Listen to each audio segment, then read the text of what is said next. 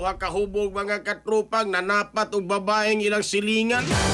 Gidako mga katropa dito ni naitabo sa lungsod sa Liloan.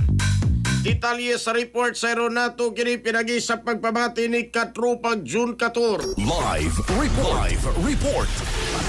Yes, magatabang karon og kasong alarms and scandal ingon man physical injury kining duha ka pagkaulitaw kinsa giingog mikulatan ining usa ka babae nga vendor didto ni sa lungsod sa Liloan. Nadakpa ni kaghapon sa kadlawon sa kapulisan sa lungsod sa Liloan didto sa may Puro Caripulyo 1, Sitio Landing, Barangay Katarman, lungsod sa Liloan. Sa investigasyon sa kapulisan nga kini si Hundaya gikan matud pa kini sa basketball court human nga manihapon og samtang padung na sa ilang nga balay nasugatan niya niini kini nga ikaduhang suspek kasi Angelo nga kalitlag gitod niya ni giduot hinungdan sa ilang nga panaglali suman sa mong komisyon mipauli kini sa Hundaya ug mikuha og sundang dayong mibalik aron unta tigbason kini si Angelo apan tungod dinhi kasamok miduol gining biktima nga usa ka vendor aron pakalmahon unta gining duha apan siya na hinuy naigo sa kumo matud pa hinungdan siyang pagkasukamod nagaangkon ning mga bunog sa lawas ug ingong dili na kini makatindog dali dayong gidala biktima ngadto sa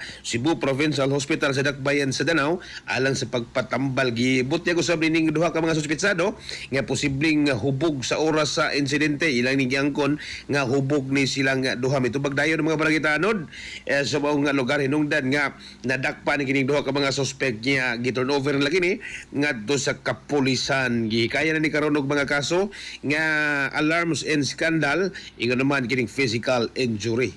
Mga katropa, yung kalimot pagtumarog sa Santon Vitamin C, ang alkaline nga vitamin C. Alang sa kay usang Pilipino para sa Pilipinas, inyong katropa, June 14, XFM News. XFM report.